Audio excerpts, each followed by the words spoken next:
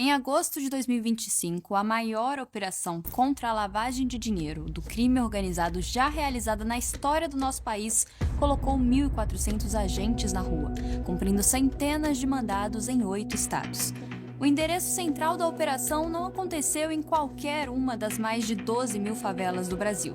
Na verdade, boa parte dos policiais subiram elevadores de prédios envidraçados numa das avenidas mais caras do país, a Faria Lima, o nosso centro financeiro.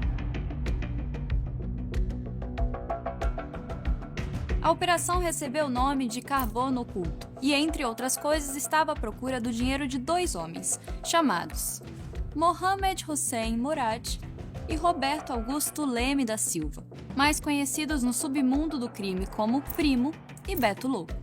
Os dois foram apontados pelas investigações como operadores de um esquema bilionário no setor de combustíveis, ligado ao PCC.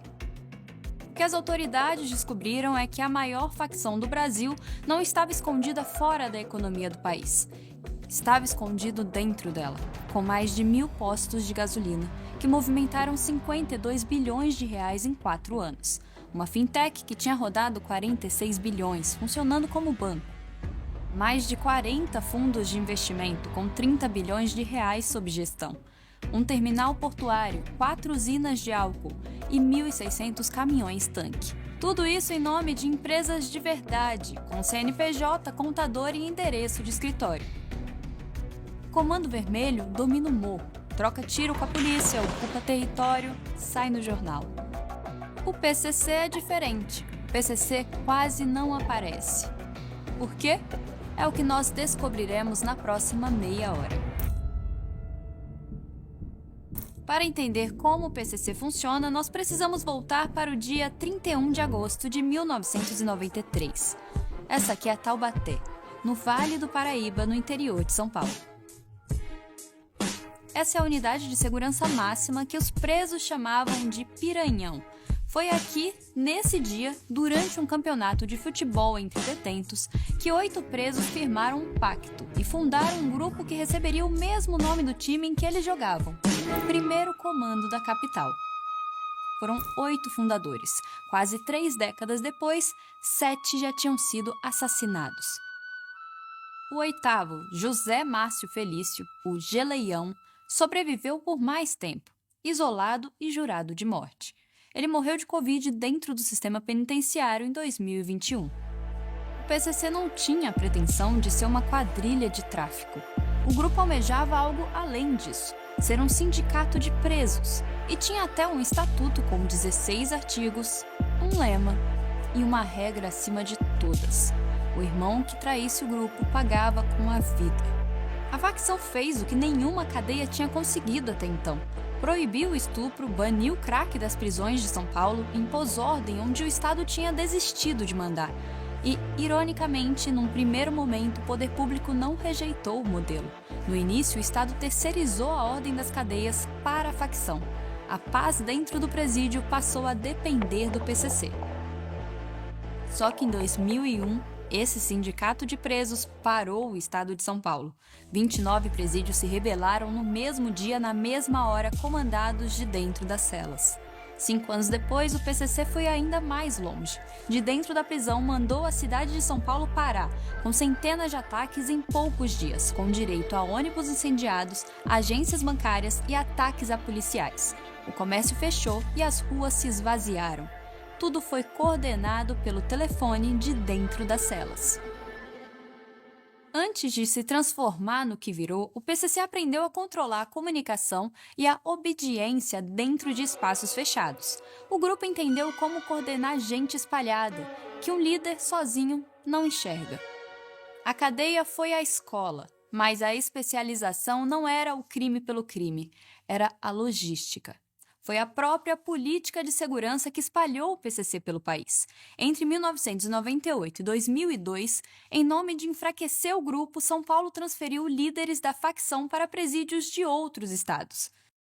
No fim, cada transferido fundava uma filial, e a política penitenciária virou o departamento de expansão do crime. Cada liderança levava junto uma coisa que não aparecia na ficha criminal: estatuto, disciplina, reputação, método de julgamento, rede de contatos.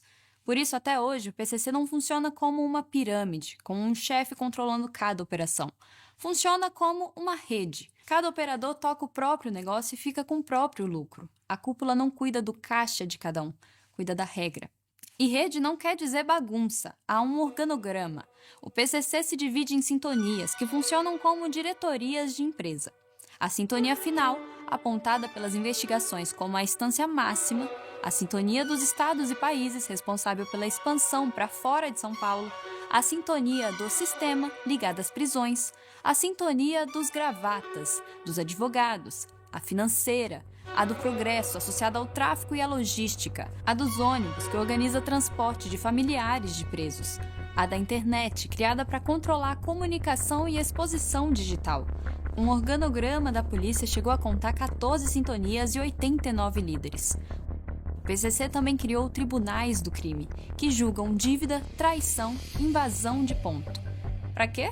Para dar previsibilidade para o negócio, para proteger a rota. A violência existe, mas é calculada, porque sangue à toa atrai polícia e imprensa. E polícia e imprensa atrapalham o lucro. No PCC, matar demais é mau negócio. E essa rede tinha um caixa comum. Durante anos, cada integrante em liberdade pagava uma mensalidade à facção. Eles chamavam de cebola. O operador continuava dono do próprio negócio, a própria boca, a própria rota, e ficava com lucro. A cebola era outra coisa. Com esse dinheiro, a facção pagava advogado para quem caía, cesta básica para a família de quem ficava preso, o ônibus que levava a mulher e os filhos no dia da visita, e tinha até plano de saúde. Numa fase, custear o tratamento médico dos chefes chegou a sair por R$400 mil por mês. A última cebola conhecida foi de R$850. Parou de ser cobrada em 2020. Mas não por bondade. Segundo o Ministério Público, a mensalidade tinha virado troco diante do que passou a entrar pela cocaína exportada para a Europa. O PCC deixou de ser um sindicato de presos sustentado por mensalidade para virar uma multinacional de exportação. Hoje, o Ministério Público calcula que o PCC está presente em 24 das 27 unidades da federação e em pelo menos 28 países, com mais de 2.000 integrantes vivendo fora do Brasil. Só no Paraguai são quase 700. No total, há entre 32 e 42 mil batizados. Só em São Paulo, de 12 a 15 mil. Quanto o PCC fatura por ano? Ninguém sabe exatamente. O PCC não tem balanço. A conta mais sólida é a do promotor que investiga a facção há quase 20 anos, Lincoln Gaquia, do Ministério Público de São Paulo. Segundo ele, o faturamento estimado em 2010 era de cerca de R$10 milhões por ano. 9 anos depois, esse número subiu para 400 milhões. Hoje está em pelo menos 2 bilhões de dólares, algo entre 10 e 12 bilhões de reais. Segundo o cálculo, o PCC cresceu 100.000%.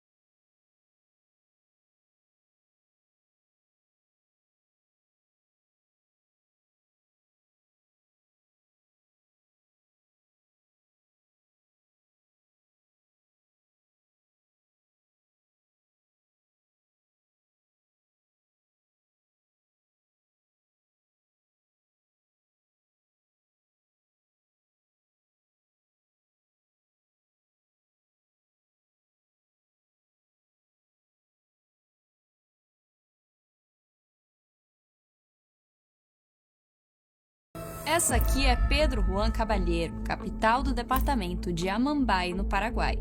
Do outro lado está Ponta Porã, no Mato Grosso do Sul. Aqui, entre os dois países, não há rio nem muro. Há uma avenida. De um lado se fala espanhol e se paga em guarani. Do outro lado se fala português e se paga em real. Atravessar o país é atravessar a calçada. Isso é o que se chama de fronteira seca. E desde os anos 70 ela serve para a mesma coisa: passar o que não se pode passar: cigarro, arma e droga. Quem controla essa passagem controla o preço das coisas. A cocaína que passa por aqui não é paraguaia. O Paraguai produz maconha. A cocaína vem dos Andes: Bolívia, Peru, Colômbia, os 3 maiores produtores do mundo. Em Pedro Juan Caballero, ela só atravessa. O Paraguai é o tapete de entrada. Daqui a droga sobe para os grandes centros do país e para os portos brasileiros, de onde segue para a Europa. Por décadas, esse corredor teve um dono. Esse cara aqui, Jorge Rafat Toumani.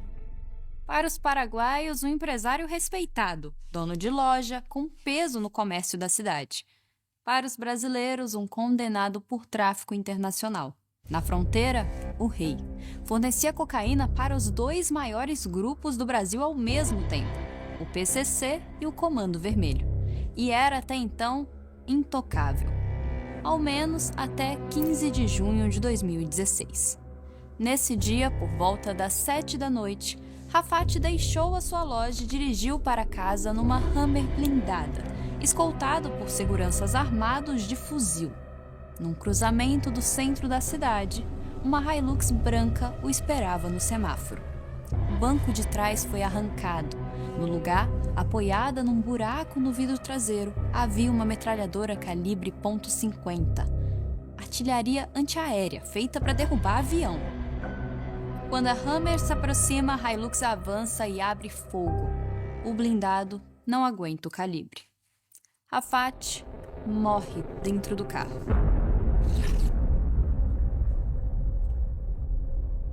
A morte do rei da fronteira é atribuída ao PCC. A facção não tomou a cidade. Pedro Juan Caballero continuou sendo paraguaia. O PCC passou a controlar o fluxo, a passagem da droga. Na fronteira, 1 quilo de cocaína comprado do outro lado da linha sai, segundo as investigações, por cerca de $2.500. Ainda é um valor barato. Em São Paulo, ele já vale cerca de 4 vezes mais. Na Europa, 10, 20 vezes isso. O produto é exatamente o mesmo. O que muda é o risco embutido. Cada quilômetro, cada barreira policial, cada propina, cada ponto, cada container entre a fronteira e o destino vira custo. E foi isso que o PCC aprendeu a fazer. A facção não descobriu só como vender droga. Descobriu como organizar a travessia. Comprar, proteger, transportar, cobrar, punir e garantir que a cocaína continue andando degrau por degrau. Em Pedro Juan Caballero, o dinheiro ainda nasce cru. Mas essa é só a primeira parte da viagem. A partir daqui, o dinheiro começa a subir e a ficar cada vez menos reconhecível. Da fronteira até São Paulo são mais de 1.000 quilômetros. É nesse trajeto que o quilo começa a ficar mais caro, sem que nada mude no produto. Ele viaja escondido, em caminhão de soja, de milho, de cerveja, em caminhão clonado, pintado com a marca de uma distribuidora de energia, motorista de uniforme, em avião pequeno que pousa numa pista de terra no meio de uma fazenda, no estômago de uma mula em cápsulas, dentro de um ônibus, em formiguinhas, com muita gente levando pouco para não chamar atenção, e o mesmo corredor que traz a droga para um lugar leva arma para outro. Em outubro de 2024, numa chácara em Aguaí, no interior de São Paulo, a polícia achou 1,5 toneladas de cocaína em tabletes, pronta para distribuição, e ao lado fuzis com a marca do Exército da Bolívia. Foi a maior apreensão do ano no estado. Era um galpão do PCC. Em São Paulo, uma parte fica, desce para as bocas, para o varejo, para o usuário, mas essa é a menor parte. Pelas estimativas, só cerca de 20% da droga fica no Brasil. O resto segue para o porto, e do porto segue para a Europa. Nesse vídeo, nós já contamos essa história em detalhes. Os rios, as estradas, o porto. Quando a cocaína vira container e some no mar, ela deixa de ser problema nosso. Mas o dinheiro não. O dinheiro volta, e é atrás dele que a gente vai agora. A primeira vez que o Estado brasileiro flagrou o PCC lavando dinheiro em postos de gasolina foi no dia 30 de setembro de 2020. Nesse dia, a Polícia Federal realizou a Operação Rei do Crime, contra o que chamou de braço financeiro de uma facção paulista montado sobre combustíveis. O Conselho de Controle de Atividades Financeiras detectou mais de 30 bilhões de reais em movimentação atípica numa rede que rodava havia mais de uma década. A operação bloqueou 730 milhões, interditou 73 empresas e apreendeu 2 helicópteros, um iate e 58 caminhões. Esse mesmo padrão foi encontrado por todo o país, estado por estado. Em 2025, a Polícia Federal fez a Operação Tanque, no Paraná, contra uma rede que movimentou mais de 23 bilhões desde 2019, lavando ao menos 600 milhões em recursos ilícitos, e a Operação Quasar, que bloqueou 1 bilhão e 200 milhões. Meses depois, a polícia do Piauí descobriu o mesmo esquema replicado no Nordeste, usando os mesmos fundos e operadores. 5 anos de operações no mesmo setor e o esquema só cresceu. Quando a Carbono Oculto chegou no ano passado, o Brasil não estava descobrindo o papel do PCC no mercado de combustíveis. Estava reencontrando, muito maior, um padrão que já tinha mapeado e não conseguiu estancar. E por que combustível? Porque o posto de gasolina é quase perfeito para lavar dinheiro. Vende um líquido difícil de medir, recebe muito dinheiro em espécie e está afundado num sistema de impostos cheio de brecha. A Carbono Oculto não achou um posto, achou a cadeia inteira, do começo ao fim. Uma formuladora de combustível, a Copap, uma distribuidora, a Aster, uma transportadora de fachada para blindar a frota, a G8 Log, importação de nafta e diesel, mais de 10 bilhões de reais em 4 anos. Um terminal portuário, 4 usinas, 1.600 caminhões e mais de 1.000 postos em 10 estados. É verdade que os números são de movimentação. Mais de 1.000 postos movimentaram 52 bilhões em 4 anos, recolhendo quase nada de imposto. 140 deles nunca venderam um litro de verdade. E mesmo assim receberam 2 bilhões em notas fiscais. Compras de mentira para empurrar dinheiro sujo para dentro do sistema. Só de créditos de imposto irregulares, a Receita encontrou mais de 8 bilhões e meio. E quem são os donos dos postos? Um levantamento cruzou os sócios dos investigados com o cadastro de postos ativos. Deu 251 postos ligados a 15 alvos. A maioria em São Paulo. Quase metade operava como bandeira branca, sem marca. Entre os maiores, parentes do próprio primo, Mohamed Hussein Morad. Todos negam irregularidade. Nenhuma grande distribuidora é alvo.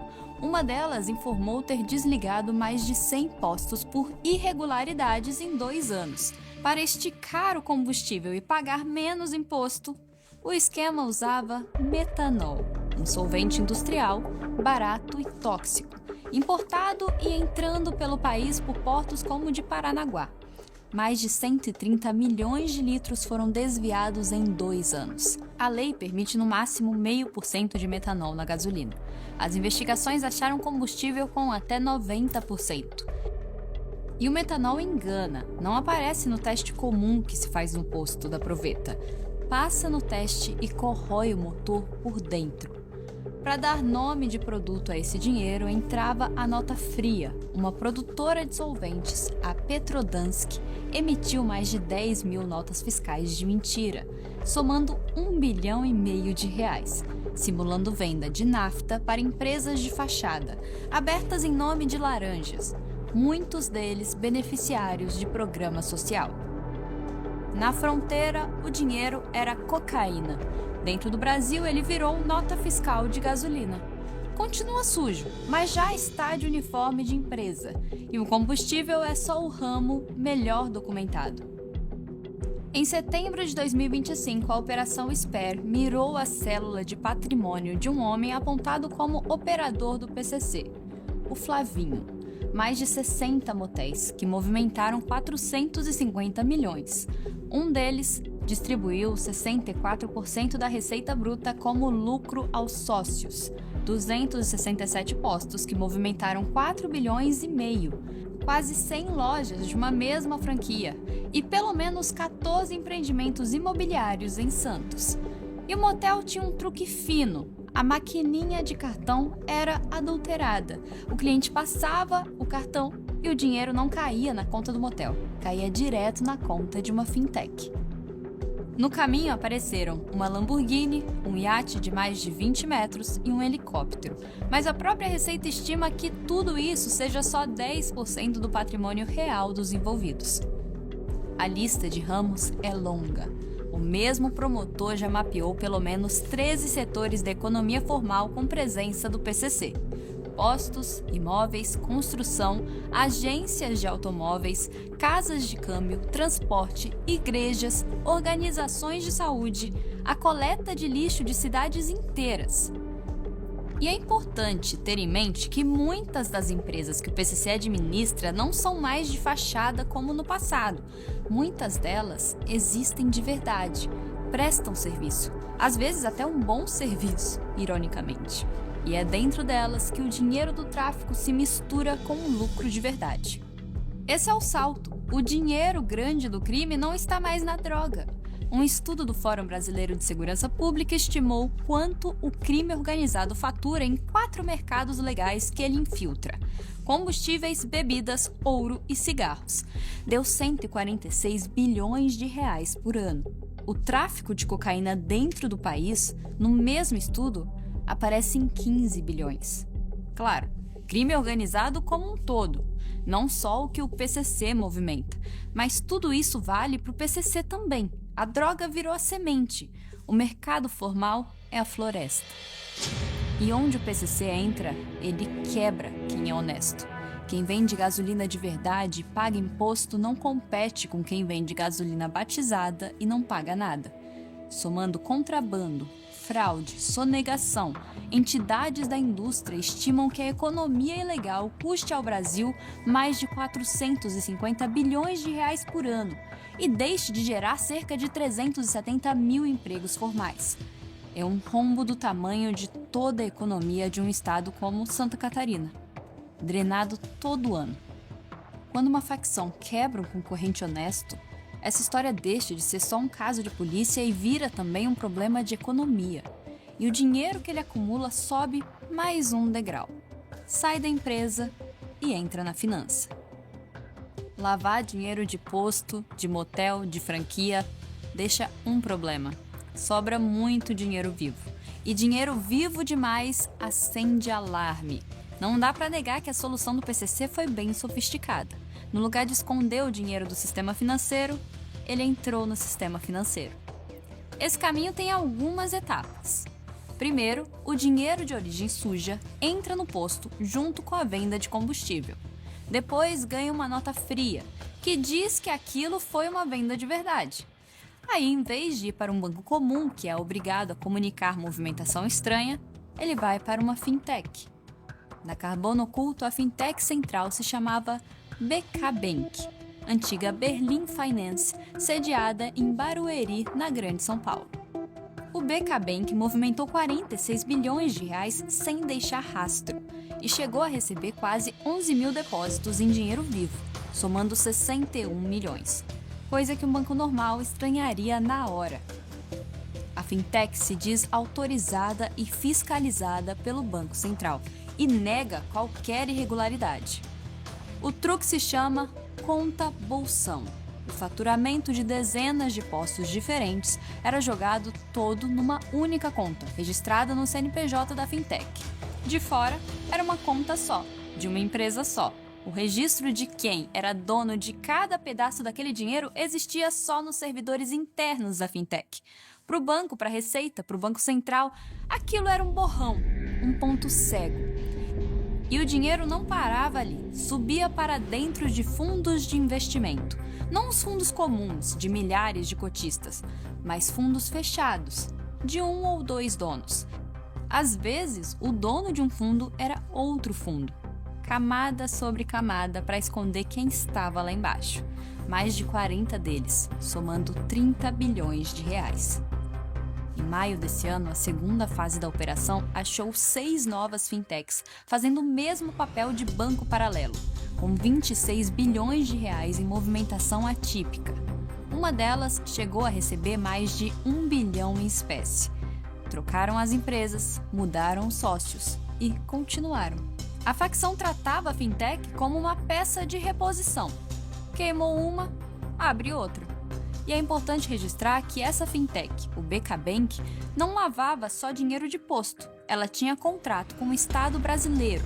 Um levantamento da revista Piauí encontrou 82 contratos do BK Bank com órgãos públicos, somando 555 milhões de reais.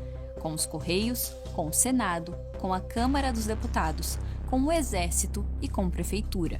A mesma fintech, apontada como banco paralelo do crime, prestava serviço financeiro para o poder público. Chegando no topo dessa cadeia, o dinheiro não virou legal. Ele continua sendo dinheiro de crime. O que muda é a embalagem. Agora ele tem a forma que o mercado reconhece. Não ficou lícito, ficou difícil de enxergar dentro do que é lícito. Isso é o que organiza a economia inteira do PCC. Quanto mais alto o dinheiro sobe, mais invisível ele fica. Só que quando o crime entra em fundos e administradoras de verdade, ele contamina o sistema financeiro legal. E o problema nem é que todo fundo esteja contaminado, é que a arquitetura de fundos, fintechs e contas bolsão pode esconder dinheiro de crime atrás de instrumentos perfeitamente legais. E ainda tem o envolvimento com o Estado. Em abril de 2024, a Prefeitura de São Paulo teve que assumir, da noite para o dia, a operação de 2 empresas de ônibus da cidade, a Transwolf e a Upbus. Juntas, elas carregavam mais de 700 mil passageiros por dia, rodavam mais de 1.300 ônibus e tinham recebido só em 2023 cerca de 800 milhões de reais da Prefeitura. A operação recebeu o nome de Fim da Linha.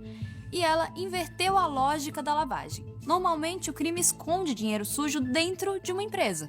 Nessa história, o dinheiro do crime virou frota de ônibus. A frota ganhou contrato com a prefeitura e passou a receber verba pública todo mês, para rodar o ônibus que o trabalhador pega para ir para o trabalho. Ou seja, nem é mais o caso de esconder o lucro, é capturar o orçamento público. A marca da lavagem estava na contabilidade. Numa das empresas, um sócio recebeu mais de 14 milhões de reais em lucros distribuídos, num período em que a empresa, no papel, deu prejuízo de mais de 5 milhões. Empresa que perde dinheiro não distribui fortuna para o sócio, a não ser que o lucro não venha do ônibus. Entre os diretores havia nomes na lista vermelha da Interpol. Na mesma semana, outra operação, a Munditia, mostrou um cartel de licitações de limpeza urbana e vigilância em 13 cidades de São Paulo. Um grupo de empresas combinava por fora quem ganhava cada contrato. O PCC influenciava o esquema e ficava com parte do dinheiro. Os contratos somam mais de 200 milhões de reais. 3 vereadores foram presos. O PCC não tomou a prefeitura, não elegeu o prefeito, não ocupou a Câmara. A facção capturou os contratos. E no lugar de fugir dos olhos do Estado, também tentou usar os olhos do Estado a favor do grupo. O sistema se chama Cortex. É uma plataforma de inteligência do Ministério da Justiça que junta dados de dezenas de bases. Receita, SUS e até câmeras de segurança que leem placas de carro em tempo real. Foi feita para as forças de segurança rastrearem alvos. É uma das ferramentas mais poderosas do Estado brasileiro. Uma investigação da PF aponta que o acesso a ela foi parar nas mãos do PCC. Logins e senhas do Cortex foram encontrados à venda na internet, mais de 1.000 deles. Com esses acessos, criminosos ligados ao PCC monitoram autoridades. Entre os alvos estava o senador Sérgio Moro e o promotor Lincoln Gaquia. No fim, depois de lavado, resta ao dinheiro deixar o Brasil. Não existe um número confiável de quanto dinheiro o PCC retira do país a cada ano. O que existe são rotas e investigações de casos concretos. E essas investigações nos ajudam a entender como o negócio funciona. Fora do Brasil, o PCC não faz o papel de traficante de esquina. Ele age como atacadista e financiador. O PCC entra com capital para comprar a carga na origem, na Bolívia, no Peru ou na Colômbia, e assume todo o trabalho da logística, a rota, o porto, o disfarce, a travessia do Atlântico. Então, ele entrega a droga no atacado para quem distribui na ponta lá fora. Na Itália, por exemplo, esse comprador é a máfia calabresa, a 'Ndrangheta. O PCC embolsa a margem do atacado e sai. Quem forneceu maiores detalhes dessa parceria foi um mafioso italiano chamado Vincenzo Pasquino, num depoimento à própria justiça italiana. A notícia desse depoimento foi publicada não tem muito tempo. Segundo Pasquino, o PCC vende o quilo de cocaína para a 'Ndrangheta por cerca de 5 mil euros. E esse mesmo quilo é revendido na Europa por mais de 23 mil. Pasquino diz que o PCC financia metade da cocaína que vai parar na Itália. Na ponta mais distante de todas, na Ásia, o mesmo quilo chega a custar 150 mil dólares em Hong Kong. O mesmo pó. A travessia pelo Atlântico é uma operação de engenharia. Para você ter uma ideia do tamanho da complexidade, em março do ano passado, uma operação conjunta da Polícia Portuguesa e da Polícia Federal prendeu perto de Lisboa um brasileiro de 38 anos chamado Gabriel Martinez Souza, mais conhecido como Fante. Fante comandava uma equipe de mergulhadores. O trabalho deles era retirar a cocaína escondida no casco e na caixa de leme dos navios que saíam dos portos brasileiros e atracavam na Europa. Cada navio trazia, em média, 100 quilos, cerca de 10 milhões de reais em cocaína. Na casa do Fante, a polícia encontrou um fuzil, 2 pistolas, equipamento de mergulho, 30 mil euros e motos subaquáticas. E ele nem era o chefe, respondia a Paulo Afonso Pereira Alves, o BH, líder da Sintonia Geral da Rua na Espanha. Uma célula inteira, especializada só em tirar droga de dentro da água. Vender uma tonelada de cocaína na Europa resolve um problema e cria outro. O dinheiro chega, só que chega do lado errado do oceano e em espécie. O segundo trabalho do braço internacional do PCC é dar destino a esse dinheiro. E é aí que entra Portugal. O secretário de Segurança Pública de São Paulo diz que o PCC escolheu Portugal como porta de entrada para regularizar o dinheiro do crime na Europa. Segundo a imprensa portuguesa, há uma rede de mais de 100 pessoas em Lisboa e no Porto, lavando dinheiro do tráfico por negócios comuns. Construção civil, imóveis, restaurantes, barbearias e até importação de frutas exóticas e aviação civil. Negócios em pontos de aluguel caríssimos e sem cliente, que não dão lucro sozinho, porque não foram feitos para dar lucro, existem para justificar a entrada do dinheiro. O Ministério Público mapeou 2.078 integrantes do PCC, atuando fora do Brasil em 28 países, mas a esmagadora maioria está na América do Sul, perto da droga. São 700 no Paraguai e mais de 600 na Venezuela. Na Europa, o número é bem menor, 87 em Portugal e 26 na Espanha. A massa do PCC, os mais de 30 mil, estão no Brasil, regulando o mercado e os presídios. Para fora vai só uma camada fina de especialistas. Quem move a droga, quem cuida do dinheiro, quem se relaciona com a máfia. Lá no comecinho dessa reportagem, eu fiz uma pergunta. Por que o Comando Vermelho aparece e o PCC não? A resposta não é que o PCC se esconde melhor. É que o PCC compreendeu um conceito mais sofisticado sobre a natureza do crime. Que aparecer é perder. O crime que troca tiro no morro ocupa um território. E território tem fronteira. Dá para cercar, dá para invadir, dá para retomar. Você está sempre vulnerável.